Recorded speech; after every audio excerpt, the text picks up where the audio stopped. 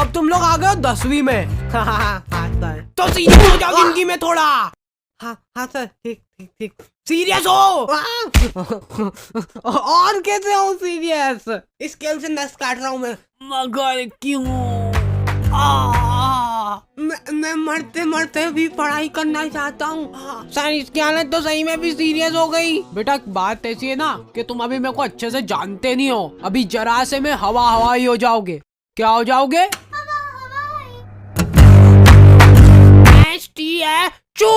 Statue. अगर आप जरा सा भी हिल गए ना तो देख लेना, फिर आपको एक बहुत ही मुश्किल टास्क करना पड़ जाएगा। देखा, जलवे बोलते जलवे। निकल निकल, सीधे क्लास के बाहर निकल जाना, इधर देखना भी मत। और ये बेचारे बच्चे घर पे जा रहे हैं ना, तो इनको घर पे भी अलग ही लेवल पे टॉर्चर किया जा रहा है। कुछ लोग यहाँ पे बस खा पी के पड़े रहते हैं, पटोले सरी के। बोर्ड एग्जाम आ रही है पर इनको कोई सीरियसनेस ही नहीं है। मतलब रोटी ले रहा बेटा? मैं पढ़ने जा रहा हूँ। और तुम्हारे पेरेंट्स तुमसे पूछे बिना ही तुम्हारा फ्यूचर डिसाइड हो रहा है। वाह वाह, मतलब वाह। चलते वो कोटा भेज देते हैं। किसको? मैं कहीं नहीं जा रहा हूँ। मैं बनूंगा वो, क्या बोलते हैं वो, घास लेती का आग लगाऊंगा मैं। देखा टैलेंट। हाउ टू स्कोर 95 नहीं 100 marks in board exam in last 2 days इन हिंदी। ये देख बेचारा मर गया, इसीलिए मैं कहता हूँ ज्यादा नहीं पढ़ना चाहिए। तो आ गए फिर से। सो एग्जाम्स। पढ़ ले थोड़ा सा, पढ़ ले, पढ़ाई में जीव लगा ले थोड़ा सा। मतलब पढ़ाई जो करने में तुमको मौत आती है और जिन बच्चों को मौत नहीं आती है। कब तक करोगे एक्टिंग? ओके। तो जैसे हम लोग 9वीं से 10वीं में गए ना, हमारे ऊपर इतना दबाव डाला गया ना। हमारे स्कूल वालों के पास था बहुत बड़ा दिमाग, संभले नहीं संभला है इतना बड़ा दिमाग। इन्होंने पूरी क्लास में से कुछ 10 बच्चों का ग्रुप बनाया, जिस ग्रुप का नाम इन्होंने रखा टॉपर 10। मतलब एग्जाम होने से पहले टॉपर डिसाइड कर ली इन लोगों ने। ओए सुन लो रे, ओए इधर इधर, पढ़ना लिखना छोड़ दो, कुछ और काम ढूंढ लो तुम लोग। अब कुछ मतलब नहीं रहा पढ़ने में, क्योंकि टॉपर्स मिल चुके हमको। हैं? ये एग्जाम कब थी? पैर पढ़ो इनके, पैर पढ़ो। और तो और हमने पोस्टर्स भी छपवा लिए। टाडा। सर जब डिसाइड हो ही चुका है कि ये लोग टॉपर बनने वाले हैं, तो इनको एग्जाम देने की जरूरत है क्या? भेज दो इनको घर घर। और क्या, जाओ जाओ घर जाओ। बेटा तुम तो बड़े हो गए हो, लेकिन तुम्हारा अभी भी छोटा ही है दिमाग। तो हम लोग प्यार से इन टॉपर 10 को बुलाते थे टोपा 10। और सारे टीचर लोग इन 10 बच्चों को खोपचे में ले जाके जिन्हें क्या गुप्त ज्ञान बांटते थे। देखो बेटा, बीड़ी कभी भी फूको ना तो हमेशा उसका पूरा स्वाद लो, फील लो उसकी पूरी। लो ट्राई करो अब तुम लोग। और हाँ एक और बात, हमारे स्कूल की फीस बहुत ज्यादा थी और फैसिलिटीज के नाम पे। अरे बेटा चौक खत्म हो गई स्कूल में। एक तो तुम लोग फीस भी नहीं भर रहे ना। क्यों कर रहे हो हमारे साथ इतना अत्याचार? बेटा हमारे खाने के लाले पड़ रहे हैं, एक रोटी नसीब नहीं हुई हमको 2 साल से। ये देखो मेरा पेट। फीस भर दो ना प्लीज। मैंने तो कब की भर दी है फीस, तो एक बार फिर से भर दो। क्या चल जाएगा तुम्हारा इसमें? जाओ पैसे लेके आओ घर से। और लड़कियों को कुछ लेना देना ही नहीं है सबसे। वो पीछे कोने में बैठ के घपाघप पैम चबा रही है।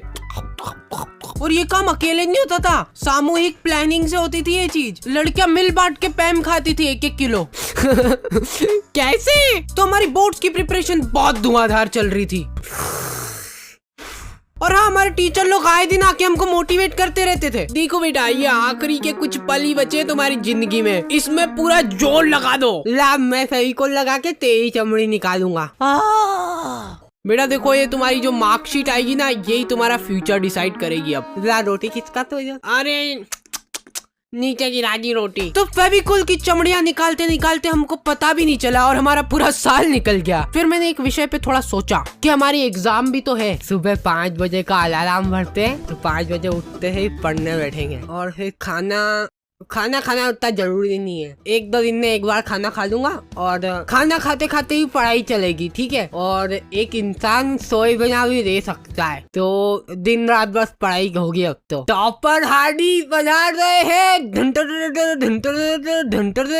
अगले दिन ओ माय गॉड, मैं पूरे 2 मिनट लेट हो गया। और ये मेरी चड्डी गीली कैसे हो गई? अब शगुन लगता है अब मेरे को पढ़ाई छोड़नी पड़ेगी। ये अब तक उनको ठीक करने का एक ही रास्ता है, घास पी के आग लगाओ।